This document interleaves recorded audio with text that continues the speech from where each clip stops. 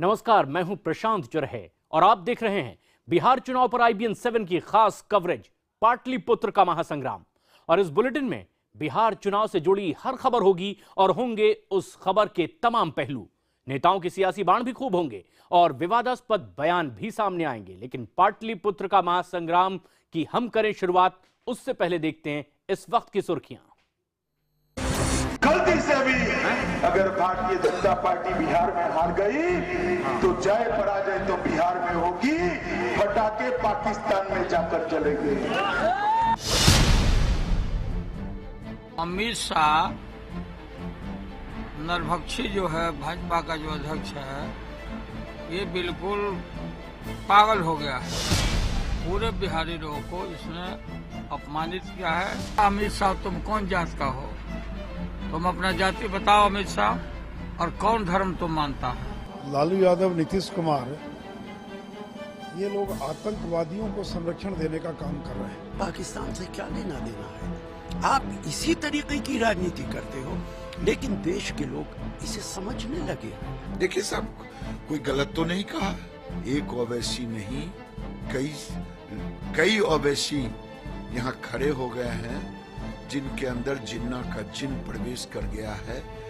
देश को खतरा है ऐसे जिन्ना से। गलती से तो हम बीजेपी को हरा नहीं सकते हैं, सही उनको हरा सकते हैं और हराएंगे और हरा रहे हैं। और जबकि वो कहते हैं कि पाकिस्तान में पटाखे बजेंगे, मैं उनसे कहना चाहता हूं कि बीजेपी हार गई तो हिंदुस्तान में पटाखे निकाले जाएंगे। गलती से भी अगर भारतीय जनता पार्टी बिहार में हार गई तो जय पराजय तो बिहार में होगी, फटाके पाकिस्तान में जाकर चलेंगे।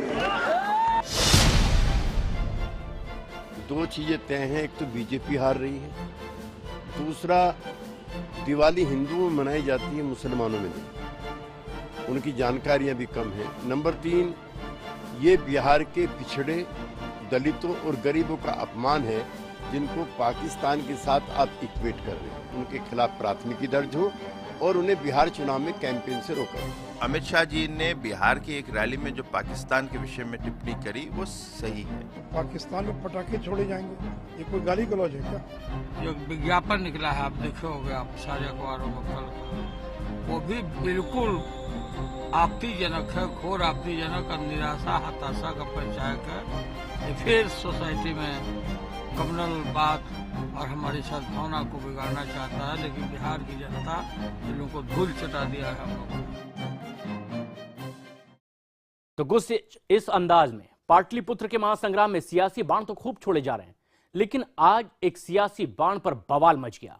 दरअसल बीजेपी के अध्यक्ष अमित शाह ने चुनावी रैली में यह कह डाला कि अगर बिहार में बीजेपी हार गई तो पाकिस्तान में पटाखे फूटेंगे। इस विवादास्पद बयान पर महागठबंधन के नेताओं ने सख्त आपत्ति जताते हुए अमित शाह के खिलाफ मोर्चा खोल दिया है। जेडीयू और आरजेडी दोनों ने अमित शाह की शिकायत चुनाव आयोग से की। लालू यादव ने अमित शाह के बयान को बिहार का अपमान बताया। लालू ने यह भी कहा कि अमित शाह को हार का अंदाजा लग गया है। तो वहीं जेडीयू ने भी अमित शाह के बयान पर बेहद आपत्तिजनक करार देते हुए शाह पर केस दर्ज करके बैन करने की मांग की।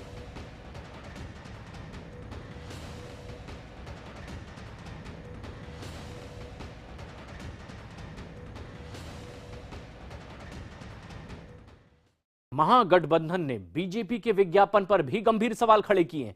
जेडीयू और आरजेडी ने बीजेपी के विज्ञापन को नफरत फैलाने वाला और बेहद आपत्तिजनक बताया है। इतना ही नहीं, बीजेपी का विज्ञापन को लेकर के उन पर आरोप है कि ये बीजेपी का विज्ञापन दर्शाता है कि उनमें हार को लेकर कितनी हताशा है। लालू यादव ने कहा है कि बीजेपी बिहार के माहौल को बिगाड़ना चाहती है, समाज में धर्म के आधार पर बंटवारा करना चाहती है, लेकिन बिहार की जनता इन्हें धूल चटाएगी। हम आपको बता दें कि इससे पहले पीएम मोदी ने चुनावी रैली में सांप्रदायिक लाइन पर वोटरों को बांटने की कोशिश की।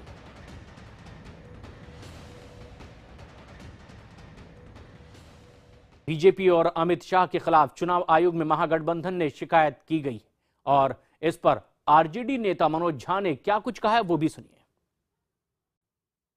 मनोज जी बताइए, आज आपकी शिकायत थी और काफी एग्रेसिव शिकायत आरजेडी ने दर्ज कराई है, पूरा मामला क्या था? देखिए, चुनाव हम आपको भी ये बात कह रहे हैं जो हम कह चुके हैं, बिहार ये चुनाव जीत चुका है अपने हक में।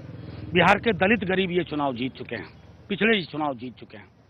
लेकिन कोई पार्टी अगर हारने लगे और उसके बाद हताशा में मनगढ़ंत पाखंड के आधार पर, अफवाहों के आधार पर ऐसे विज्ञापन दे जो सत्य को कत्ल करने की कोशिश करें, जो सार्वजनिक विमर्श है उसको चोटिल करने की कोशिश करें, तो बिहार हारता है, बिहार छत विक्षत होता है। हम बिहार को छत विक्षत नहीं होने देना चाहते। हमने कहा इस पार्टी का एक एक दिन राजनीति में रहना राजनीति के लिए खतरनाक है, संविधान की मर्यादा के लिए खतरनाक है, क्योंकि ये मनुवादी लोग हैं। ये संघ के विधान के माध्यम से संविधान को खत्म करना चाहते हैं। हमने बस गुजारिश की इलेक्शन कमीशन से और बहुत संजीदगी से हमारी बात सुनी गई कि साहब चुनाव अपनी जगह हम जीत चुके, लेकिन ये अगर पार्टी इस तरह के कार्य करे, दलितों पिछड़ों को आखिरी पायदान पर रखने की अपनी साजिश में को मुकम्मल अंजाम तक ले जाने के लिए ऐसे विज्ञापन दे, आतंक के बारे में एक ऐसा संकीर्ण नजरिया अपनाए जिससे सरकारी तंत्र का मनोबल गिरे, आम आवाम का मनोबल गिरे, ये देश के लिए खतरनाक है, संविधान के लिए खतरनाक है, रूल ऑफ लॉ के लिए खतरनाक है। सिर्फ महज 4 वोट की खातिर, उससे ज्यादा नहीं मिलेगा, 4 वोट की खातिर अमित शाह जी बिहार को आप नरक मत बनाइए। बिहार सड़कों पे उतरेगा और फिर आपके दिल्ली की सत्ता को चलाने में मुश्किल पैदा कर देगा।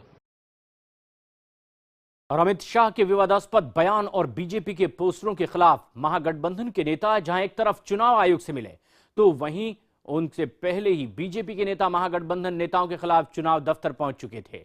बीजेपी का क्या कुछ कहना है, आप खुद सुनिए। हमने चुनाव आयोग से कहा है कि पिछले 3 चरणों के चुनाव, इनकी कोशिशों के बावजूद भी इनकी साजिशें सफल नहीं हो पाई हैं। ये 2 चरणों के चुनाव में ये कोशिश करेंगे कि बिहार के शांतिपूर्ण और सौहार्दपूर्ण माहौल को खराब करके और चुनाव को प्रभावित करें। चुनाव आयोग को कड़ी निगरानी रखनी चाहिए और ऐसी ताकतों के खिलाफ भी कड़ी निगरानी रखनी चाहिए जो ताकतें की कहीं न कहीं किसी न किसी रूप में इस चुनाव में अपनी हार से हताश हैं। बिहार में आज चौथे चरण के लिए चुनाव प्रचार थम जाएगा। राज्य में पार्टियों ने अपनी पूरी ताकत झोंकी हुई है। हमारे राजनीतिक संपादक अमिताभ सिन्हा ने गृह मंत्री राजनाथ सिंह से इस चुनाव में उठ रहे मुद्दों को लेकर खास बातचीत की। राजनाथ जी, अब तक क्या हाल देख रहे हैं आप? 3 चरणों के चुनाव हो चुके हैं, बीजेपी का क्या हाल देख रहे हैं? जहां तक बिहार के विधानसभा चुनाव का प्रश्न है, स्थिति पूरी तरह से स्पष्ट हो चुकी है कि भारतीय जनता पार्टी नेतृत्व की एनडीए को स्पष्ट बहुमत हासिल होने जा रहा है। राजनाथ जी, इस पूरे प्रचार का बीजेपी की तरफ से हाई पॉइंट क्या देखते हैं आप? क्या है बीजेपी की मुख्य बातें जो आगे 2 चरणों में भी काम करेंगे? नहीं, हम लोग तो विकास और सुशासन के मुद्दे पर ही हम पूरे चुनाव को ले जाना चाहते हैं और हम चाहते हैं कि बिहार की जनता का ध्यान विकास और सुशासन के जो 2 अहम मुद्दे हैं उनसे किसी भी सूरत में डाइवर्ट न होने पाए। लेकिन विडंबना यह है कि महागठबंधन की राजनीतिक पार्टियां, चाहे वह कांग्रेस हो, चाहे जनता दल यू हो अथवा राजद हो, बराबर विकास और सुशासन के मुद्दे से इस राज्य की जनता का ध्यान हटाने की कोशिश उनके द्वारा की जा रही है, अनाप शनाप के मुद्दों को उछालकर। सरसंघ चालक का एक बयान आता है जो कि आप मतलब एक बहुत अच्छे स्पिरिट में दिया हुआ, अनावश्यक उसकी गलत व्याख्या की जा रही है। ऐसा नहीं होना चाहिए। जनता की आंखों में धूल झोंक कर राजनीति करने की कोशिश नहीं करनी चाहिए। आरक्षण को समाप्त करने का तो कोई सोचा भी नहीं जा सकता, कोई मतलब ही नहीं है। नीतीश कुमार आपके अच्छे मित्र रहे, कभी आप लोग साथ रहे। नीतीश कुमार आपके ऊपर कभी कुछ नहीं बोलते। नीतीश कुमार की क्या गलती रही इस बार? जनता में लोग बोलते हैं कि विकास पुरुष अभी भी हैं, सुशासन बाबू अभी भी हैं, तो लेकिन उसे बनाया तो आप लोगों ने ही सुशासन बाबू। देखिए, जनता क्या कहती है, कौन सुशासन बाबू है, कौन कुशासन बाबू, ये तो मैं नहीं जानता, ये तो आपका ऑब्जर्वेशन है। लेकिन इतनी बात मैं कह सकता हूं कि बिहार की जनता इस हकीकत को भी जानती है कि 2005 में जब जनता दल यू भारतीय जनता पार्टी से छोटी राजनीतिक पार्टी थी बिहार की विधानसभा में, फिर भी बिहार के हितों को ध्यान में रखते हुए हम लोगों ने यह फैसला किया कि भले ही जनता दल यू हमसे एक छोटी पार्टी क्यों न हो, बिहार के हितों को ध्यान में रखकर बिहार के लिए एक अस्थायी सरकार देने हेतु हमें दूसरे को भी यदि मुख्यमंत्री बनाना हो तो हमें कोई आपत्ति नहीं है। पाटलिपुत्र के महासंग्राम से जुड़ी हर अपडेट आप तक पहुंचाते रहेंगे।